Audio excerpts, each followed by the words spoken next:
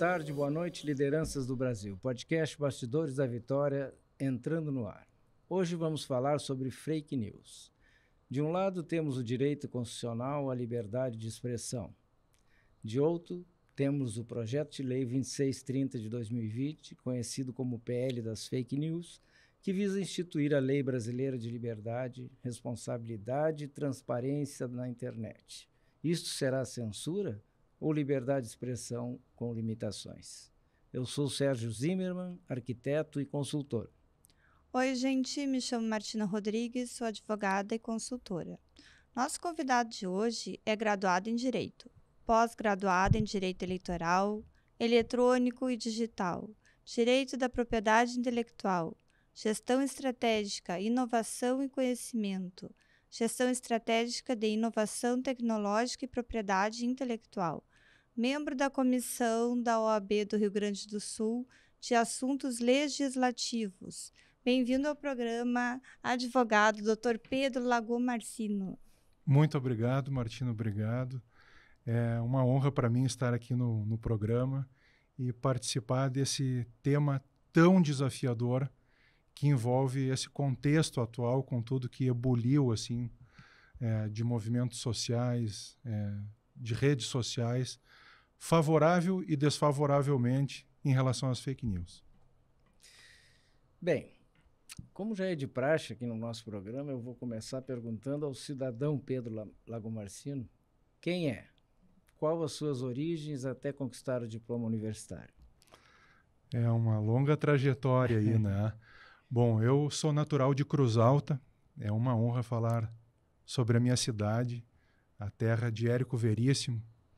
É um dos poucos escritores renomadíssimos que desafiou, né, a literatura em nível nacional e internacional, e até tem um fato muito pitoresco que Érico Veríssimo se negou a entrar para a Associação Brasileira, a ABL, né? Então, ele se negou tendo em conta que ele entendia que o convite era de ordem política e que a trajetória dele, por ser de uma formação literária muito forte, iria confundir as coisas e ele não aceitou. Para mim é uma honra imensa. Eu sou um advogado combativo na postulação do direito, na crença pela justiça. É uma utopia de parte de quem advoga e tem na advocacia, digamos assim, o seu relicário sagrado de postular o direito em nome de alguém. E esse é o Pedro, né? É um advogado combativo, dedicado, que busca sempre estar atualizado. Eu tenho esse propósito, é uma constância, um desafio não para alguém, mas para mim mesmo. Sempre estar atualizado, buscando conhecimentos novos, experiências profissionais novas, que eu acho que isso é um grande diferencial na postulação do direito. Nós temos aí uma sociedade que ela cobra, né, essa atualização constantemente, e esse jogo para mim é um jogo leve, porque já faz parte da minha trajetória por formação de casa, né? A instrução, a minha mãe é a professora, meu saudoso pai era cirurgião dentista, mas eles sempre colocaram que o conhecimento era um diferencial para quem quisesse prosperar na vida. Eu acho que deu certo, porque com essa regra de casa eu nunca discuti. Então, esse é o Pedro, esse combativo advogado que vocês conhecem. Olha, quando tu falaste combativo, eu estava quase chorando aqui, porque tá difícil, né, Pedro? Nós temos um cenário assim, Martina, o mundo mudou, alguns dizem para melhor e pior, nós temos essas questões que envolvem o mundo digital, né, um direito todo novo, o direito digital. E a formação tradicional no sentido da instrução, ela mudou muito, né? Hoje se busca mais uma formação com um cunho prático, técnico, né? E a capacitação jurídica, ela necessariamente tem que andar par e passo, nem sempre com a técnica. O arcabouço literário, filosófico, para resolver questões práticas até, depende não só da técnica, depende da cultura geral, das leituras hermenêuticas que se fazem. Então, esse mundo me parece que a juventude atual, com essa busca, essa sede que tem por ocupar o mercado de trabalho, buscar o seu espaço ao sol, às vezes, digamos assim, ouvida. E isso faz falta. Faz falta para as carreiras jurídicas, de um modo geral, e eu vejo isso tanto na advocacia, quanto na formação de promotores, de magistrados. Isso, sim, faz falta. E a gente vê isso nos diálogos, nas decisões, né, nas formas como as audiências são conduzidas, e me parece que esse mundo que os jovens renegam um pouco do passado, com essa formação mais firme em relação ao conhecimento, se dar de forma mais ampla e não apenas técnica, ele deveria ser trazido de volta.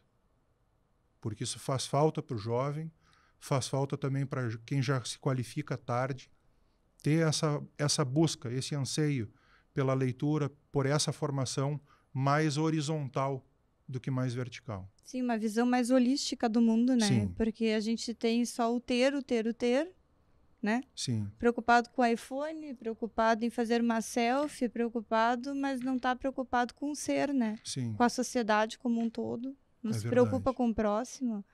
E para nós, advogados, essa visão holística, com certeza, faz toda a diferença. É verdade. Mas nessa tua seara, Pedro, a liberdade de expressão é um direito fundamental, salvaguardado na nossa Constituição.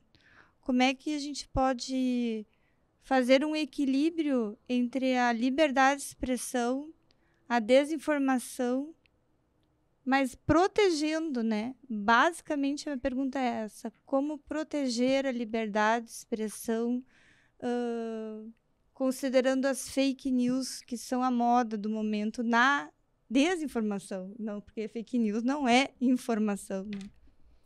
Olha, Martina, isso é um contraste, na verdade, né? Na verdade, nós precisamos, ao meu ver, pensar que a liberdade de expressão ela é uma garantia constitucional do indivíduo. Quando a gente coloca, prima facie, essa perspectiva, não há a necessidade de uma lei para regulamentar a liberdade.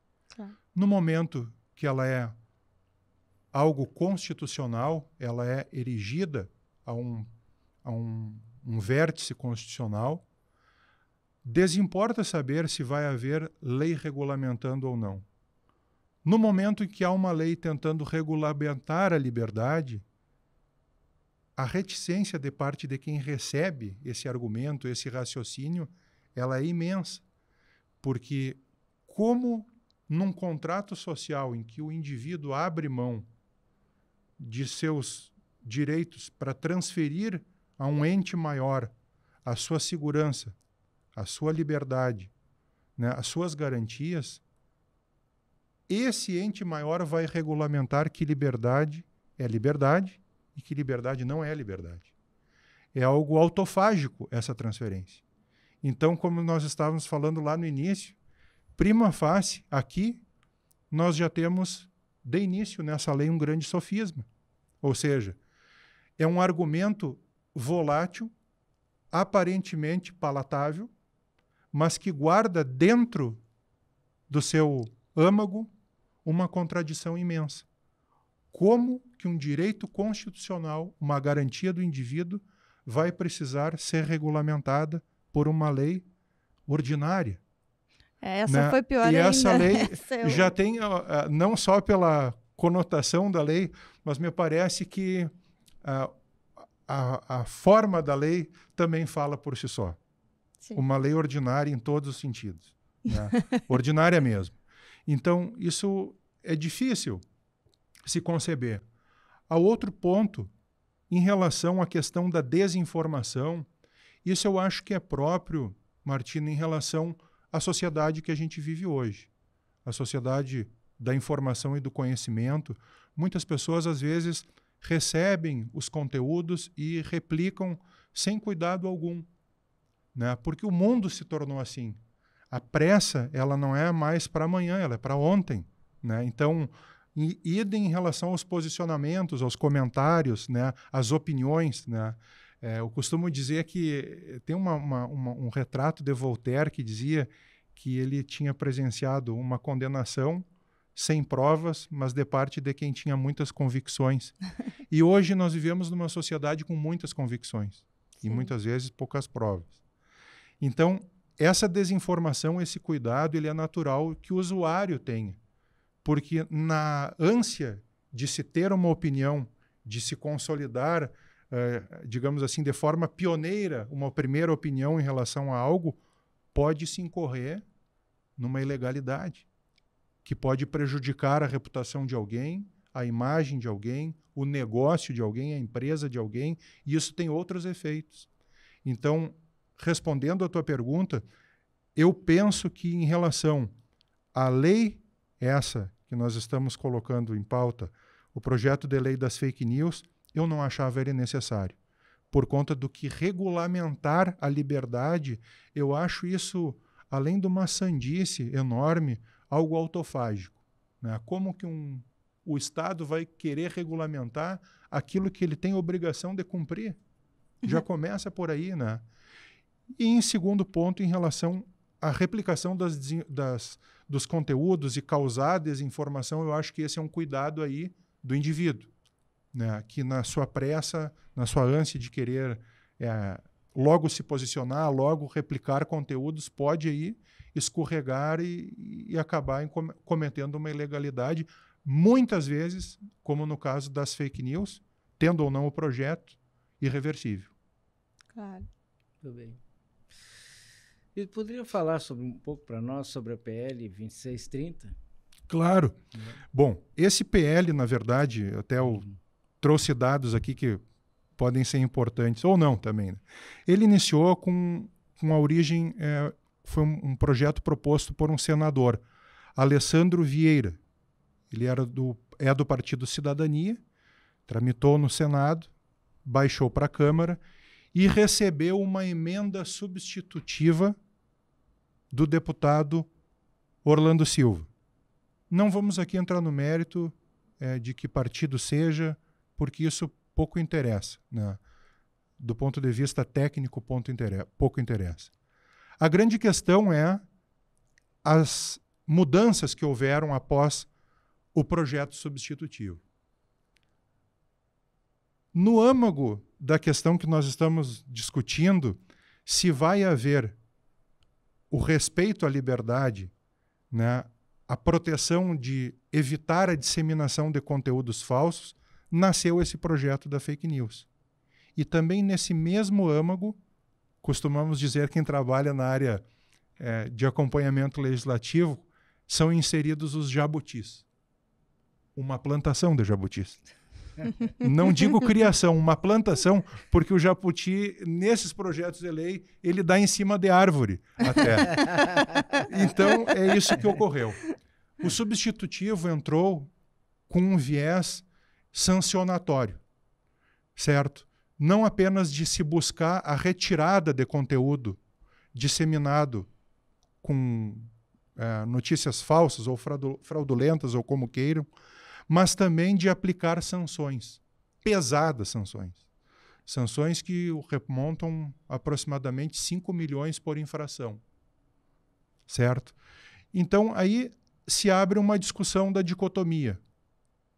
Nós estamos aqui falando de usar o projeto para proteger o tráfico de informações, a transferência de informações via rede social, ou nós estamos falando de um projeto para cercear a liberdade de expressão? Essa é a grande discussão que nós vamos ter nesse pano de fundo, né? E a outra situação, dentro desse contexto, é que foi criado também, nesse substitutivo desse projeto, algo preocupante e que ninguém sabe como funciona, que é um chamado conselho regulador, certo? Esse conselho, como todos os outros conselhos que são criados, ele vai ser pago com recursos públicos, porque vai constar no orçamento do Senado. Então, nós temos essas preocupações. Vai ocorrer o quê? O que vai ocorrer? O indivíduo ele vai estar se garantindo com essa legislação de ter a sua liberdade de expressão respeitada? Acho que não, porque ele já tem ela na Constituição. Não precisaria do projeto. Agora, para que cunho vai se utilizar esse projeto conforme o governo da época?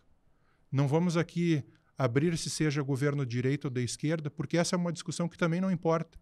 A grande questão é que o projeto e a lei, se aprovada for, pode ser utilizada para fins persecutórios, mesmo que esteja no próprio projeto, nas disposições, a sua vedação, de não servir para fins de perseguição.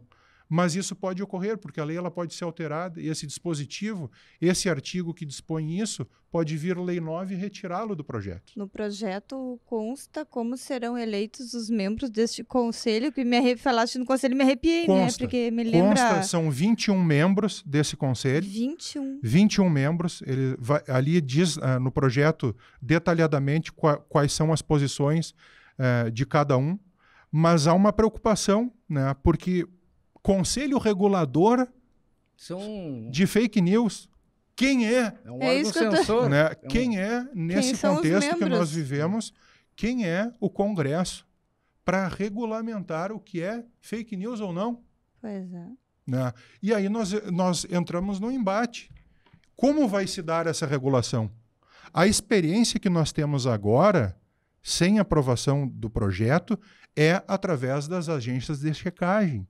Sim. Que são um desastre para a liberdade da expressão.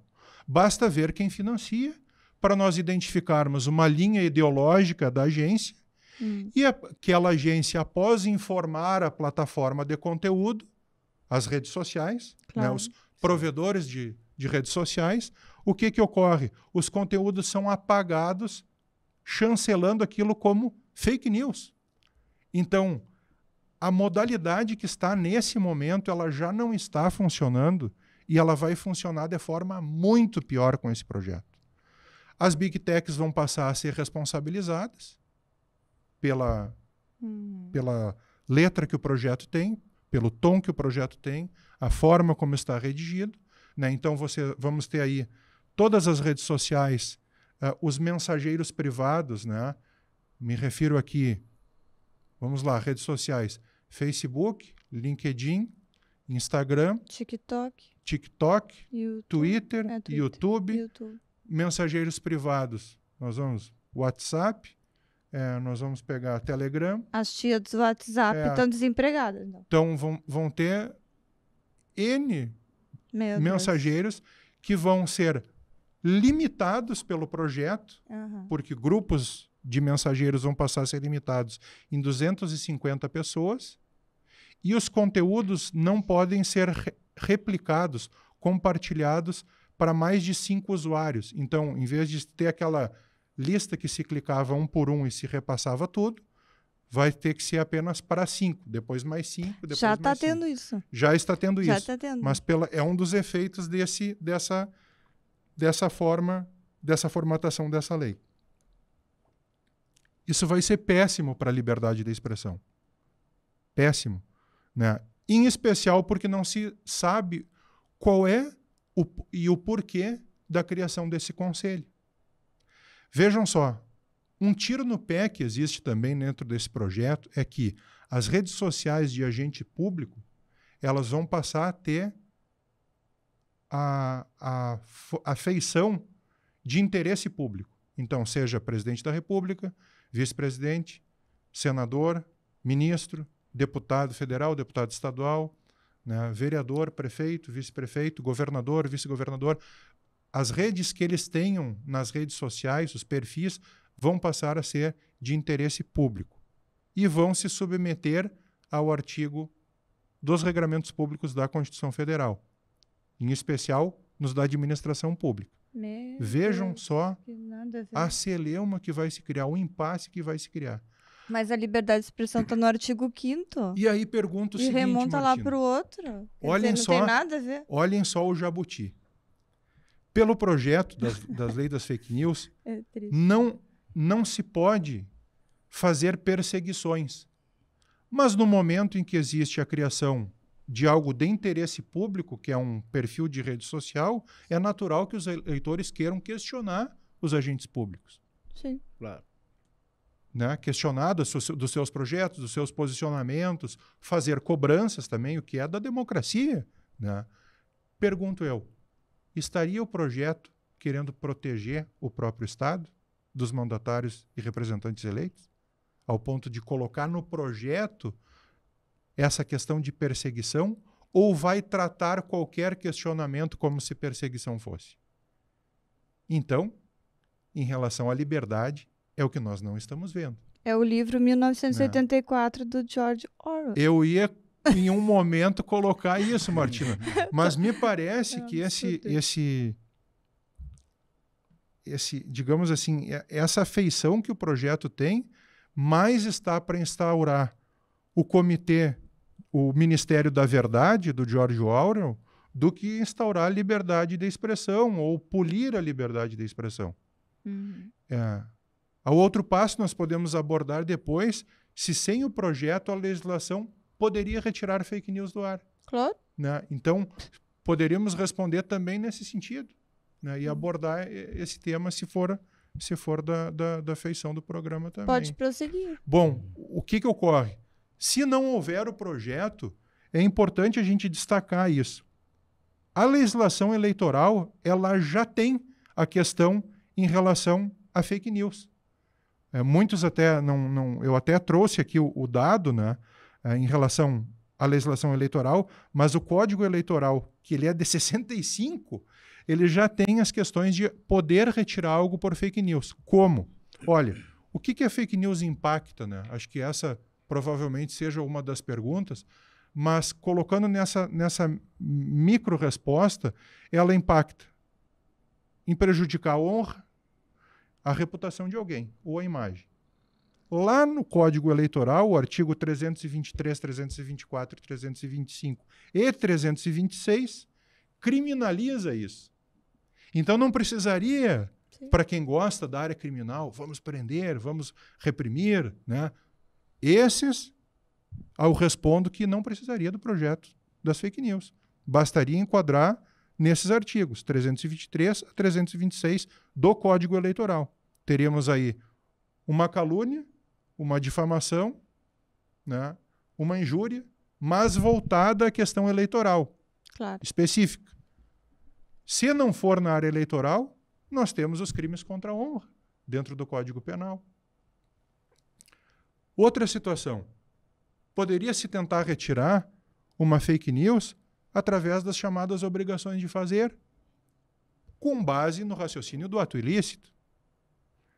Novamente, não precisaria o projeto das fake news. Já cai na responsabilidade civil ali também. Eu acho também. que a jurisprudência já cai muito melhor e tem decisões e acórdãos belíssimos, primorosos, de tribunais de justiça estaduais, regionais, federais, STJ e STF, falando da responsabilidade civil. Claro. Né? E na área eleitoral, seria para o TSE com o mesmo raciocínio.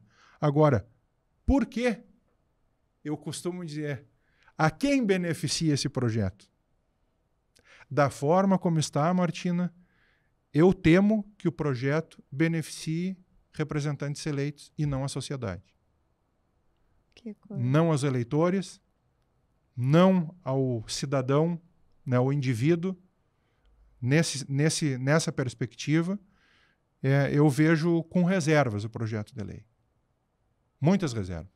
E Pedro, seguindo, na sua visão, quando houve o julgamento pelo TSE da resolução 23.714, houve respeito ao princípio da anualidade? Excelente pergunta, Martina. Então, naquela ocasião, o ministro Luiz Edson Fachin produziu uma fundamentação dizendo que o voto dele não houve a violação à lei eleitoral em relação a essa resolução, que o TSE não exacerbou as suas funções. Essa foi a primeira resolução que você citou, que houve a proibição de disseminação de conteúdo falso. Mas o que aconteceu? O TSE, através de decisões de horas, começou a mandar retirar conteúdos do ar. E aí a resposta à tua pergunta é não. Não houve respeito à regra da anualidade. Explico. A regra da anualidade é o cerne do processo eleitoral. De modo que se uma lei que muda as regras procedimentais ou de eleição no processo eleitoral é aprovada, sancionada, publicada e entra em vigor num ano, ela não tem efeito para a eleição daquele ano, ela só vai ter efeito para a eleição seguinte.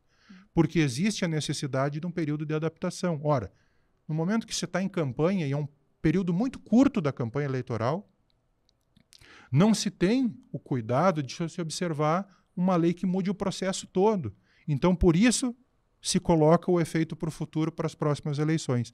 Essa decisão do TSE, e aqui é o raciocínio que o próprio TSE faz e o STF também, quando há uma virada na jurisprudência que muda a orientação em relação a algo que se tinha, deve-se observar a regra da anualidade. E esse julgamento da resolução que tu citaste não observou, porque o julgamento obrigou na mesma campanha que as notícias falsas seriam retiradas com períodos de 2 horas, inclusive com pesadas multas.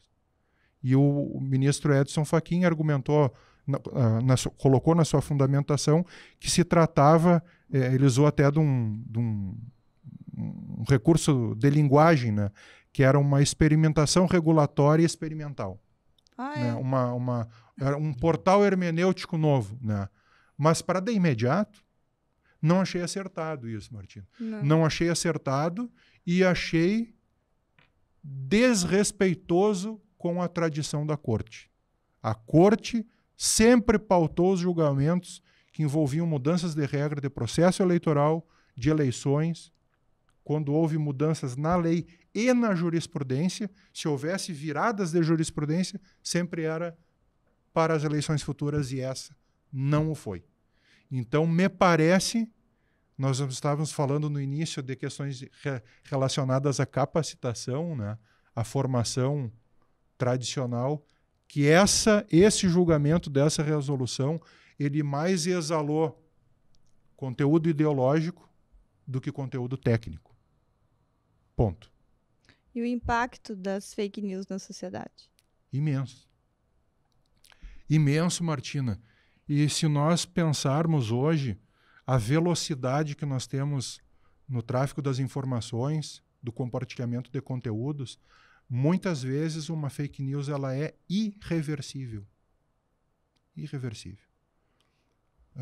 Nós acompanhamos a mobilidade que houve em um determinado período numa fake news que se espalhou na Inglaterra. E o provimento judicial para se retirar isso do ar prejudicava, naquela ocasião, um agente público. O provimento judicial, embora determinasse acertadamente a retirada do conteúdo do ar, ele teve um impacto como se fosse um canhão de interesse da sociedade no fato. E aquilo se replicou de forma exponencial, se perdeu o controle. Não se conseguiu, com o provimento judicial, resolver a lesão ao direito. Piorou. Lógico que houve indenização, e aqui no caso do Brasil, existem indenizações frente à questão de disseminação de conteúdo falso, fraudulento. Nós vamos levar para o raciocínio do ato ilícito. Né? Quem, de qualquer forma, por ação ou omissão, prejudicar alguém, vai, né, fazer surgir o dever de indenizar. Pois bem, imaginem vocês que eu diga que essa caneca ela foi produzida por uma outra empresa diferente da que fez e fale de forma prejudicial o conteúdo dessa caneca. Pois bem, isso vai afetar a sociedade inteira do como eu dei essa mensagem. No momento que eu colocar mais argumentos, eu posso tornar o conteúdo dessa declaração exponencialmente incontrolável, conforme a declaração que se der. E a empresa que desenvolveu a caneca, ela não vai conseguir frear a disseminação e não vai frear também o prejuízo que teve a qualificação, a imagem, a reputação da empresa. Então, há de se buscar uma outra forma, que não esse projeto de lei repressor, que foi feito por sedizentes, amantes da liberdade, um projeto imensamente repressor, digo mais, quase que de cunho policialesco, Sim. que é esse projeto das fake news. Há de se procurar outras formas, mas essa não. Porque o efeito de uma fake news, se nós levarmos, por exemplo, o raciocínio do direito eleitoral que nós fazemos para retirar um conteúdo que prejudique alguém nas eleições, se nós levarmos para o consumidor, olha o que nós podemos fazer com uma empresa. Digamos, por exemplo, aqui no Rio Grande do Sul, teve um caso, foi emblemático, de uma grande rede de supermercados, que em uma determinada época, quando teve o acidente de Chernobyl, uma outra empresa dizia: aquele leite daquele supermercado é leite de Chernobyl. O impacto daquilo era que ninguém comprava mais nenhum leite, né, nenhum litro de leite, de nenhuma forma, nem em pó, nada, naquele supermercado. Então vejam vocês se levar esse raciocínio para a área do direito do consumidor. Né, nós vamos ter desvio de clientela, captação irregular de clientela, outro instituto. Afeta um instituto que inicialmente tem cunho de direito eleitoral, que ao meu ver de direito eleitoral não tem, né? Porque até o conceito de fake news é um conceito deturpado. Não é a notícia que é falsa, ela é fraudulenta, ela é feita para prejudicar alguém. Sim. Então, nós teríamos esse impacto também na área do direito consumidor. E a sociedade como um todo, infelizmente, quando tem uma notícia, ela vai disseminar a notícia. Aí depois tu prova que ela era falsa, e aí ninguém dissemina. E tu A vês... retratação não é disseminada. Daí a pessoa que sofreu o assassinato de reputações não tem mais como retornar atrás. Não tem dano moral que pague isso, não né? tem. Não tem dano moral que pague. Porque nós temos que ver o seguinte, o Instituto do Dano Moral no Brasil, ele é um instituto muito defasado. A forma como ele é feito os julgamentos, e aqui eu coloco isso do ponto de vista técnico, pelos tribunais de justiça no Brasil, ela está ultrapassada, porque o cunho pedagógico em relação à fixação de danos morais, isso é demais obsoleto. Digamos que seja uma empresa essa que foi afetada. Vamos colocar, por exemplo, esse bom exemplo do supermercado que recebeu aí a pecha de vender leite de Chernobyl. Será que uma indenização por danos morais que tem um efeito apenas pedagógico, toda a jurisprudência diz isso, vai reparar o efetivo prejuízo que essa rede teve? Lógico que não. Vai trazer de volta aquela clientela que comprava vários outros produtos? Lógico que não. Então, essa forma de enxergar o direito, e aí volto àquela primeira pergunta inicial, né, da necessidade de se conhecer mais que o direito, né, se ter essa questão da cultura geral, de perceber isso. Porque se nós formos resolver só dentro da técnica, então a indenização é fixada com conteúdo pedagógico. E a técnica resolveria isso, mas não resolve. Nós temos algo paradigmático aí, né? Imensamente paradigmático. Muito bem. Doutor Pedro, sabe que eu, não sendo advogado, estou numa aula aqui. Que nada, imagino. Confesso que esse tema é bastante educativo para mim aqui. Mas, me colocando assim como os nossos aluno, ouvintes, como né? aluno. Como educar as pessoas sobre a importância de verificar as informações e evitar a propagação de fake news, né? Como educar? Difícil essa tua pergunta, porque eu costumo dizer que um grande balizador, assim, talvez da resposta, não sei se da resposta, mas eu acho que seria um balizador.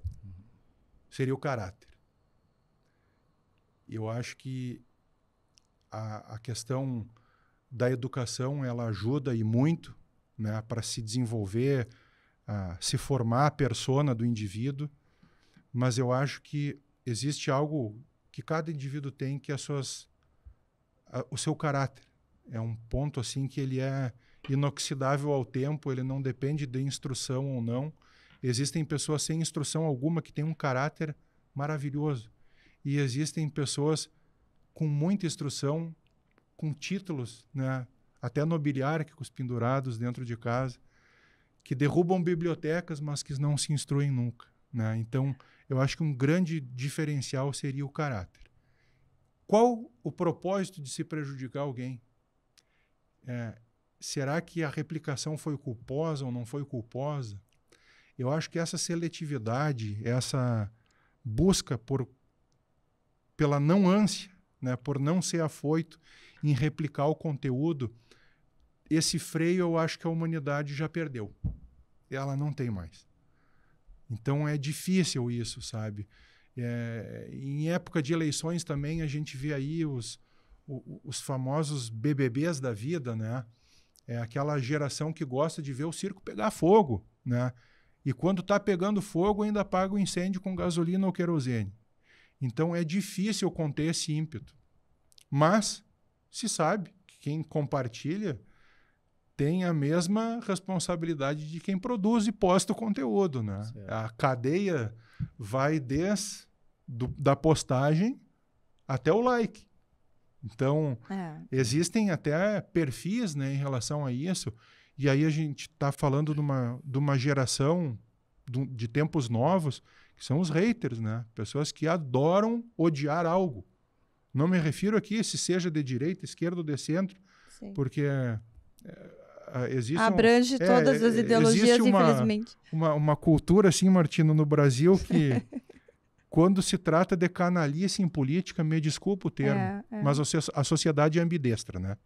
Gostam de ver o circo pegar fogo. Então, esse cuidado é o que se requer, o que se instrui, né? O que se diz para cuidar, mas tem uma geração aí que não está nem aí para o gibi. Quanto mais tiver comentários na página, indiferentemente a serem qualitativos, o quantitativo é o que mais conta, né? A gente nem pode falar muito sobre isso, né? A gente tem canal na plataforma, mas tem conteúdos na plataforma que eu jamais acessei e jamais acessarei, porque eu fico pensando por que assiste isso, né? E é o que mais o povo assiste. Tem essa parte podemos colocar assim, do conteúdo com o cunho de ódio, né, dos haters, é um perfil comportamental isso, né? Mas fico aqui me perguntando em que universo, em que mundo, digamos assim, vive alguém com essa perspectiva, né? Seja familiar, certamente deve ser um mundo denso, pesado, para ter essa preocupação com compartilhar isso, porque, poxa, a vida é tão bacana, né? Tem tantas coisas legais para se compartilhar, de conteúdo informativo, esses conteúdos que a gente diz que edificam, né? São edificantes, né? Então, mas enfim, cada um tem a liberdade também de compartilhar ou não. E como eu costumo dizer, né, Martina, a maturidade, ela não é ter a liberdade de fazer as escolhas. A maturidade é assumir as consequências das escolhas feitas. Então, essa geração nova aí que gosta do fogo do circo, até alguns já da minha geração acho que também tem que tomar esse cuidado. E esses haters, se for colocar tudo num balaio de gatos, assim, bem popularmente falando, eles poderiam sofrer uma regulação. Pois é. Seria muito mais de interesse comum da sociedade do que regular. Existem aí os chamados movimentos de ativistas virtuais, né? E cada vez que eu vejo algo palatável assim, soa, a meu ver, como se fossem adultos, aquela expressão que se dizem, bancados pelos pais que não trabalham, né? Porque, poxa, passar a vida fazendo isso, disseminando esse tipo de conteúdo, maquinando e perseguindo alguém, isso também é crime. E também isso não precisa da lei das fake news. Nós estamos falando aí do comportamento do stalking, né? Que é o perseguir reiteradamente alguém. Já tem lei própria para isso do stalking, que é até desestabilizar a pessoa fisicamente ou psicologicamente. Isso é crime. previsto em legislação penal. Então, outra forma que não precisaria ir da lei das fake news para esse tanto, né? E conta para nós, Pedro, tu estás já escrevendo um livro ou está pensando em escrever? Então, Martina, eu estou aí já com o livro no prelo da editora, né? Eu não posso falar porque isso pertence aos trade secrets, né? Os segredos do negócio. Contrato, né? Mas, enfim, o livro ele vai abordar esse cenário das fake news, né? Essa é a perspectiva do livro, de trazer essas reflexões que eu coloquei, e eu acho que mais uma centena, mais ainda, tendo em conta o que se tem observado de julgamento nas cortes, como a jurisprudência vem se posicionando, como a doutrina, acertada ou desacertadamente, se posiciona, e os impactos que isso traz para o processo eleitoral. O principal objetivo é esse último, de trazer os impactos para o processo eleitoral, porque uma fake news para um candidato, trazendo um prejuízo à imagem ou à reputação, né, ou à honra de um candidato, tendo ou não a aprovação dessa lei, mas tratamos então fake news, né, o conteúdo de uma notícia fraudulenta usada para prejudicar um candidato, coligação ou partido, né, ferindo o Estado Democrático de Direito, a democracia, isso, na verdade, ele tem um tempo muito curto para reagir. Sim. E para buscar a responsabilização de alguém dentro do período eleitoral. Depois, há a possibilidade de se tratar pela teoria do ato ilícito. Sim, os prazos processuais Mas são os muito prazos são exíguos, né? De processo eleitoral são 3 a 5 dias. Uhum.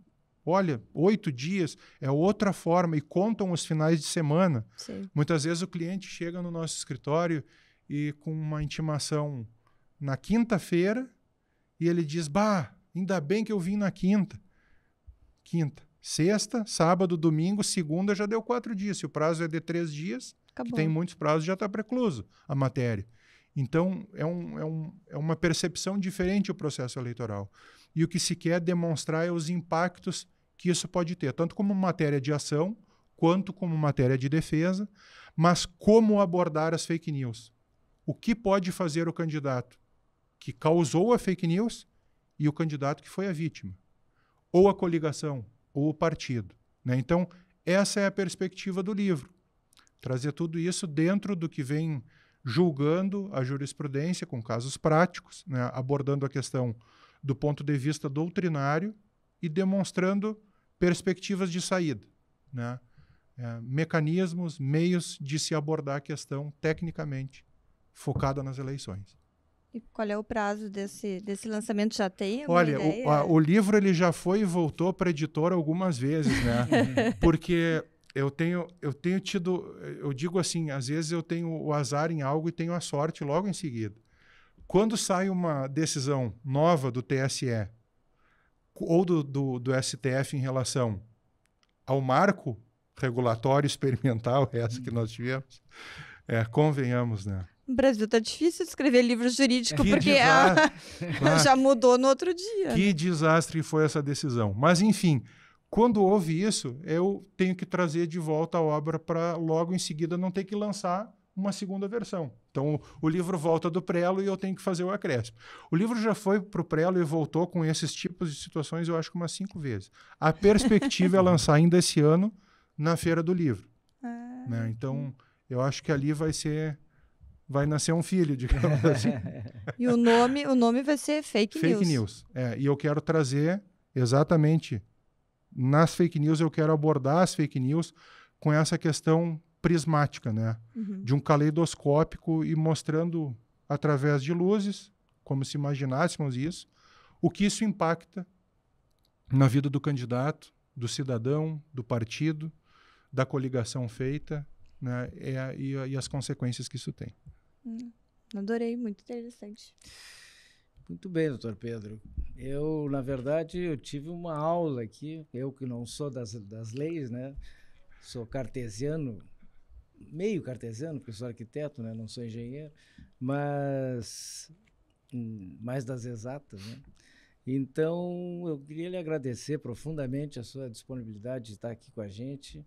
e dizer que somou muito aqui ao conteúdo do nosso programa, e eu espero que esse seu livro seja um sucesso aí, né, para que a gente possa, de certa forma, aculturar melhor as pessoas sobre aquilo que está nos batendo no dia a dia aí, né? E a fake news é uma coisa que é do nosso dia a dia de hoje, né? Não é de ontem nem de amanhã, é agora que nós estamos vivendo, né? Então, muito obrigado e lhe deixo aqui à disposição aí o microfone para suas considerações finais aí. Olha, eu agradeço imensamente o convite, né? É uma honra vir ao programa. É um canal consolidado já por pessoas de bem, e receber o convite, para mim, é uma questão de bater continência e não se negar a vir, porque é uma deferência. E pelo bem-querer que eu tenho por vocês, pela consolidação do canal, o trabalho sério que vocês fazem, né, de um veículo bacana de ver os conteúdos. Então, para mim, é uma honra imensa. E se de alguma maneira eu conseguir trazer alguma ideia ou abordar o assunto, agradeço imensamente, e se não pude, certamente foi devido às minhas limitações. Muito obrigado. Pois é, eu gostaria até de, quando o livro estiver lançado, que o senhor retorne aqui para a gente falar mais especificamente. Vai ser um prazer. Sobre aqueles segredos que estão lá. Né? Vai ser um prazer. O senhor Eu acredito que tu chegará aqui com o livro e falará assim, vocês lembrem que eu disse? Ele já está defasado, então, pessoal, na próxima feira do livro, já terá o livro revisado. Vai ser um prazer imenso. Trago sim, tem a minha palavra. Então tá, muito obrigada pela tua presença agradeço, e até breve. Obrigado, até breve. Bem, pessoal, nós temos uma promoção em curso. Estamos sorteando um kit de facas Dom Cássio Selaimen, modelo assador, tamanhos 7,5, 9 e 11 polegadas. Mas para você participar é necessário que se inscreva no canal, nos comentários coloque seu nome por extenso, curta e compartilhe. Também é necessário que você seja residente no Brasil, pois enviaremos o kit somente para o vencedor que aqui residir. Você tem que se inscrever também nas nossas mídias sociais, Instagram ou Facebook, pois lá será postado o regulamento. E o sorteio será no dia 18 de setembro, durante a Semana Farroupilha. Podcast Bastidores da Vitória, semanalmente trazendo convidados com as mais diversas especialidades e experiências, preocupados com a cidadania e com os destinos do Brasil. Então venha com a gente, se inscreva no canal, em uma de nossas redes sociais, curta, compartilhe e deixe seus comentários. E no dia 18 de setembro concorra a este exclusivo kit Dom Cássio Selaimen. Vitória Consultoria, inovando pela liberdade. Bom dia, boa tarde, boa noite e até semana que vem, Lideranças do Brasil.